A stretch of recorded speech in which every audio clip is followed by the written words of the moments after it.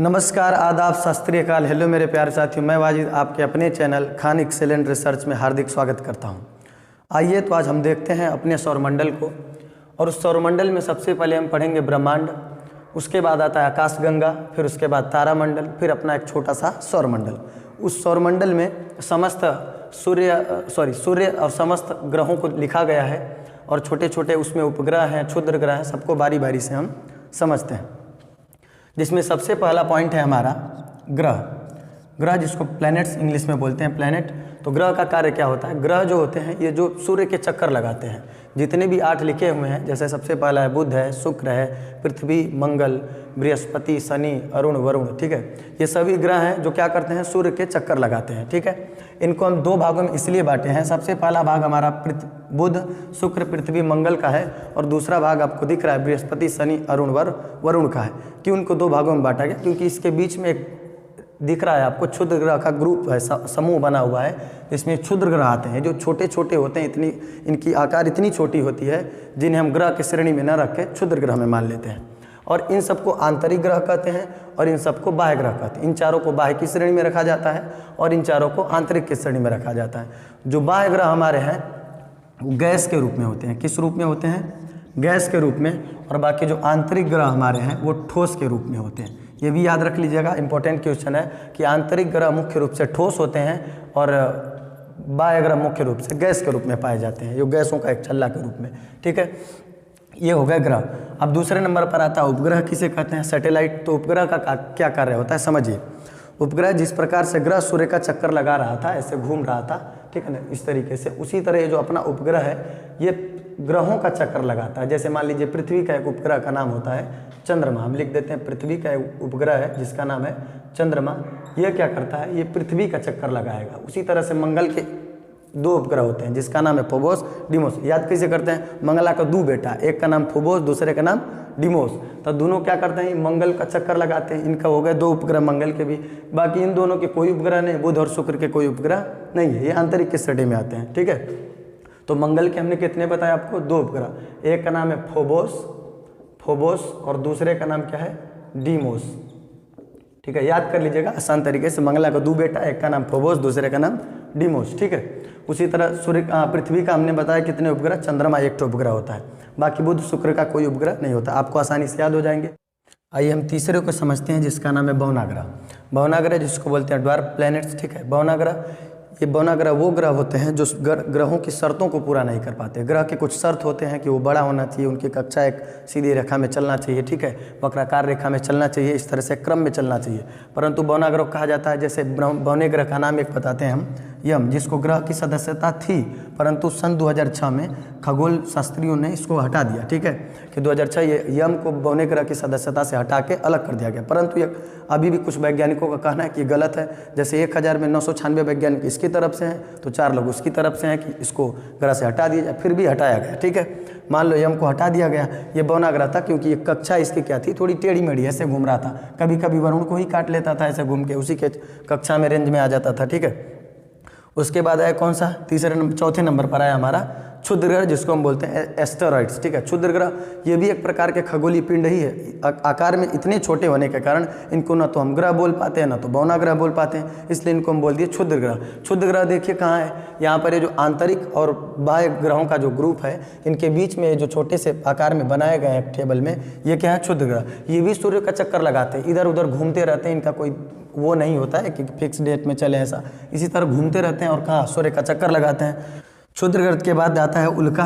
उल्का को हम समझते हैं, उल्का क्यों बोलते हैं इसे। जैसे सबसे पहले उसको पहले हम समझेंगे क्षुद्र ग्रह को, उसके बाद हम आपको खुद ब खुद समझा देंगे कि उल्का क्या होता है। मंगल है, दूसरे साइड है बृहस्पति। मंगल बृहस्पति के बीच में एक क्षुद्र ग्रह का छल्ला बना हुआ है, ठीक है ना, इसको बोलते हैं हम क्या? क्षुद्र ग्रह, ठीक है ना, एस्टेरॉइड्स बोलते हैं। ये एस्टेरॉइड्स मैट्योर कब हो जाते हैं? ध्यान से सुनिएगा, ठीक है। ये मंगल और बृहस्पति के बीच ये जो चल रहे हैं, ठीक है ना, ये भी ग्रहों की तरह सूर्य का चक्कर लगाते रहते हैं, घूमते रहते हैं, ठीक है। परंतु मंगल और बृहस्पति के बीच एक आकर्षण बल होता है, अट्रैक्शन फोर्स दोनों के बीच होता है, जो इन क्षुद्र ग्रहों को अपनी ओर खींचता है। ये मंगल अपनी ओर खींचता है और बृहस्पति भी अपनी ओर खींचता है, और जब दो चीज़ों को दोनों तरफ से खींचा जाए तो वहाँ पर संतुलन बल कार्य करने लगता है। ठीक है, तो वही संतुलन बल इसके बीच में कार्य हो जाता है, न तो ये इधर जा पाता है न तो इधर आता है, और बीच में उन्हीं में तैरता रहता है। ठीक है ना, और ये तैरते हुए पूरा चक्कर लगाता है सूर्य का, जैसे जैसे ये जाएंगे वैसे वैसे ये भी जाएगा। आपको ये बात समझ में आ चुकी होगी। परंतु होता क्या है, जैसे खासकर गर्मियों के दिनों में या अप्रैल मार्च महीने या जुलाई उलाई तक होता है कि इनके बीच का अट्रैक्शन फोर्स कम होता है। सबको पता है कि गर्मी में अट्रैक्शन थोड़ा सा कम होता है और जाड़े में अट्रैक्शन क्या होता है, थोड़ा सा ज़्यादा हो जाता है, सबको पता है ये बात। तो उसी तरह मंगल का अट्रैक्शन और बृहस्पति का अट्रैक्शन फोर्स इन सब पर से थोड़ा कम होता है, और जो छोटे होते हैं साइज में वो क्षुद्र ग्रह, उनको ही मंगल अपनी ओर खींच लेता है आसानी से। और जब ही खींचा, घूम रहा है ऊपर ही से ऊपर की तरफ जा रहा है, परंतु खींचा और अपने बढ़ गया थोड़ा सा आगे, ये बेचारा आएगा कहाँ पे। मान लीजिए मंगल गया ऊपर, इसको खींच लिया, जो वहीं आगे बढ़ा, खींचा तो आगे अपना रास्ता चल जाएगा, खींच के तो चल गया उसको, मगर ये झेलेगा कौन भैया इसको। अब झेलेगा ये पृथ्वी पर आया, मंगल की मोहब्बत थी, पृथ्वी को परेशानी हो गई। समझ में, जो थंबनेल में लिखा था, ठीक है, मंगल की मोहब्बत, पृथ्वी की परेशानी हो गई, और यहाँ आया तब पृथ्वी पर गिरेगा कि बाहर जाएगा, कहाँ जाएगा। यही सब छोटे छोटे न्यूज हमेशा आपको सुनने को मिलते हैं कि एक उल्का पिंड पृथ्वी पर गिरने वाला है। ठीक है, तो उसी में से कुछ गिरते हैं, कुछ नहीं गिरते हैं। जैसे एक साक्षात उदाहरण है पृथ्वी पर, जो महाराष्ट्र का एक लोनार झील है, जो एक क्रेटर झील है। ठीक है, वो उल्का पिंड गिरने से ही बना हुआ है। महाराष्ट्र में है लोनार झील, जो एक क्रेटर झील है, जहाँ पर उल्का पिंड गिर जाते हैं और उसका नाम पड़ जाता है क्या, क्रेटर झील। जो उसके गड्ढे में पानी भर जाता है, उसके कारण उसका नाम पड़ा क्रेटर झील। ध्यान सुनिए, तो हुआ क्या, बहुत सारे पृथ्वी पर गिरे हुए हैं। जैसे कहा जाता है कि पृथ्वी पर डायनासोर कैसे मर गए, जो बहुत पहले खगोल शास्त्री लोग बोलते थे कि पृथ्वी पर सबसे पहले डायनासोर रहते थे, तो उन डायनासोर की मृत्यु कैसे हुई।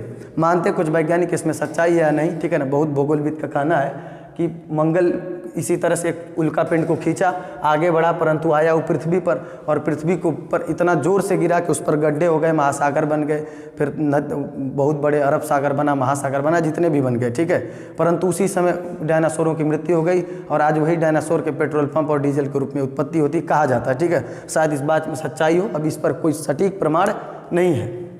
ठीक है, परंतु यही पृथ्वी से कुछ दूर से भी चला जाए तो ना जाने कहाँ सूर्य में जाएगा, बुध या शुक्र कहीं भी जा सकता है। ठीक है ना, मगर शुक्र की रक्षा तो पृथ्वी कर ही लेगा, यह है मंगल। ठीक है, उसके बाद हम आते हैं कौन, उल्का पिंड। नाम क्यों पड़ा इस उल्का का उल्का पिंड, क्योंकि जब क्षुद्र ग्रह चला तो उसका नाम पड़ा उल्का। ठीक है, जब चला तो वहाँ से उल्का कहला है। जैसे मान लीजिए आप बहुत तेज़ दौड़ते हैं, धावक हैं, तो जब हवा तेज़ होगी तो आपके चेहरे पर टकराएगी तो वहाँ पर घर्षण काम करेगा। ठीक है, जैसे यहाँ घर्षण काम करता है उसी तरह घर्षण काम करेगा, और वही घर्षण की वजह से उसमें आग उत्पन्न हो जाती है। ठीक है, जैसे कहा जाता है कि बहुत पूरा पाषाण काल, नवपाषाण काल के समय में आग की उत्पत्ति कैसे हुई थी, दो पत्थरों के रगड़ने से। तो उसी तरह से इतनी तेज गति होती है, इतनी तेज गति होती है उस क्षुद्र ग्रह में कि जब आता है तो आग उत्पन्न हो जाता है घर्षण से, वायु के घर्षण से, और उसमें आग उत्पन्न होता है, इसीलिए वो चमकने लगता है। इसका साक्षात उदाहरण एक और देख लीजिए। जैसे आप रात में सोए रहते हैं तो कभी कभी कोई तारा चलता है तो आप कहते हैं अरे ये तो भगवान जी जा रहे हैं, चाहे भगवान जी का भेजा हुआ कोई दूध जा रहा है, कुछ इससे मांग लिया जाए। ठीक है, मनोकामना पूरी हो जाती है। सब अपना सपने पूरा करने वाला मांग लेता है कि भगवान ये वाला सपना पूरा हो जाता तो बड़ा मजा आता है। ठीक है, परंतु ऐसा कुछ नहीं है, उल्का पिंड होता है। ठीक है, कन्फ्यूजन मत रखिएगा, वो कोनो मुराद आपकी पूरा नहीं करेगा। ठीक है ना, सोचते रह जाएंगे, सदियों भी नहीं हो पाएगा। देखिए ध्यान से, अब जब ये चला तो अभी आया पृथ्वी पर, या तो पृथ्वी के कुछ दूर से गुजर जाए या पृथ्वी पर आ जाए तो कुछ गड्ढे हो जाएंगे, उन्हीं को हम गड्ढे को झील के रूप में देख लेते हैं। ठीक है, वही है उल्का पिंड। उस उल्का पिंड नाम लास्ट में पड़ता है, जब ये पृथ्वी पर गिरता है तब उसका नाम पड़ जाता है उल्का पिंड। ठीक है, अब आइए समझते हैं हम सभी ग्रहों के बारे में। ठीक है ना, ग्रह का क्रम समझ लेते हैं किस प्रकार से सूर्य से इनका क्रम है। सूर्य के बाद एक सबसे पहला ग्रह नज़दीक में आता है क्या, बुध, उसके बाद आता है शुक्र, उसके बाद आता है पृथ्वी, फिर उसके बाद मंगल, फिर क्षुद्र ग्रहों का छल्ला, उसके बाद आया कौन सा, बृहस्पति, फिर शनि, फिर अरुण और वरुण। ध्यान से देखिएगा, सूर्य से जो सबसे नज़दीक में ग्रह है उसका नाम है बुध, और उसके बाद कौन है शुक्र, उसके बाद कौन है पृथ्वी। अब इनको कैसे याद करके किसके बाद कौन है, किसके बीच में कौन आता है, तो उसके लिए एक छोटा सा ट्रिक है जिसको हम समझते हैं। अगर आपको स्क्रीनशॉट लेना तो सबसे पहले स्क्रीनशॉट इसका ले लीजिए। इसको हम मिटाते हैं। ठीक है, अब हम देखते हैं इनके ग्रहों का क्रम कैसे याद करेंगे। तो इसके लिए एक छोटा सा ट्रिक याद कीजिए, हमेशा आजीवन आपको काम करेगा कि अपने सपनों को यदि सच करना चाहते हैं तो सच में वीडियो को अच्छे से देख के एकदम पूरा स्क्रीनशॉट लीजिए और इस ट्रिक को लिख लीजिए, काम देगा हमेशा आपके लिए। ठीक है ना, बुसुपम वृष अव, इसको पढ़ते रहिए बार बार, बुसुपम वृष अव, इसको जितनी बार पढ़ेंगे उतना आपको फायदा है। एक बार अगर सच में ये रट लिए तो आपको ग्रहों का झमेला सब खत्म हो जाएगा। देखिए एक बार, जैसे बुसुपम वृष अव, बुसुपम देखिए बुध, ठीक है ना, यहाँ पर लिखा हुआ है खुद। बुसुपम का मतलब क्या, सबसे पहले बुध, सु से शुक्र, प से पृथ्वी, म से मंगल, बृ से बृहस्पति, स से शनि, अ से अरुण, व से वरुण।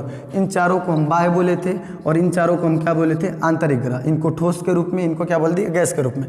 तो अब कोई पूछे कि सूर्य के सबसे नज़दीक, तो सूर्य बना लीजिए, यहाँ एक छोटा सा सूर्य बनाइए, इसी से इसका क्रम है। सबसे पहले बुध, उसके बाद शुक्र, उसके बाद पृथ्वी, उसके बाद मंगल, फिर बृहस्पति, फिर शनि, फिर अरुण, फिर वरुण, ठीक है। ये ग्रहों का क्रम हो गया। अब हम आपसे मान लीजिए पूछें कि बताइए शुक्र और मंगल के बीच में कौन सा ग्रह आता है, तो आप कहेंगे पृथ्वी आती है। हम पूछेंगे सूर्य से सबसे नज़दीक ग्रह कौन सा है, तो आप कहेंगे बुध है। हम कहेंगे सूर्य से सबसे दूर ग्रह कौन सा है, आप कहेंगे वरुण है। हम पूछेंगे बताइए मंगल और शनि के बीच में कौन सा ग्रह है, आप कहेंगे बृहस्पति है। हम आपसे एक और प्रश्न पूछते हैं कि बताइए बुध और मंगल के बीच में कितने ग्रह हैं, तो आप कहेंगे शुक्र और पृथ्वी 2 ग्रह हैं। कितना आसान हुआ, बस एक लाइन रटने से ना आपको सब काम आसान हो जाएगा। बुसुपम वृष अव, बार बार बोलिए, बुसुपम वृष अव, बुसुपम वृष अव, बार बार बोलिए, याद हो जाएगा, ठीक है। बुध, शुक्र, पृथ्वी, मंगल, बृहस्पति, शनि, अरुण और वरुण।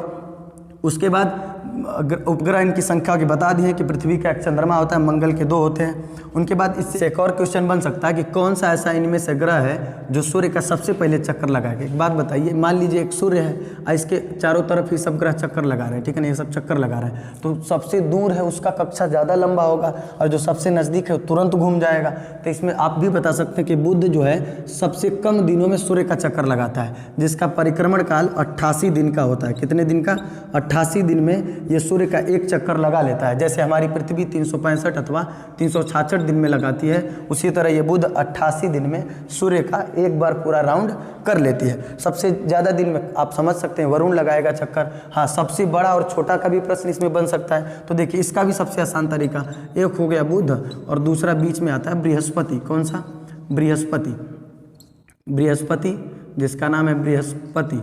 और ये बृहस्पति जो है नाम इसका बड़ा है, इसलिए बड़ा ग्रह हो गया। इसमें सबसे बड़ा नाम इसी का है, खोज लीजिए, सबसे बड़ा नाम बृहस्पति, तो सबसे बड़ा ग्रह हो गया बृहस्पति। अब बुध सबसे छोटा, ठीक है ना, सबसे छोटा ग्रह बुध और सबसे बड़ा ग्रह कौन सा, बृहस्पति। उम्मीद करते हैं साथियों आपको पूरा वीडियो बहुत अच्छे से समझ में आया होगा। यदि आपको वीडियो समझ में आई है तो आप चैनल को लाइक कीजिए और सब्सक्राइब कीजिए और बेल आइकन को भी दबाइए।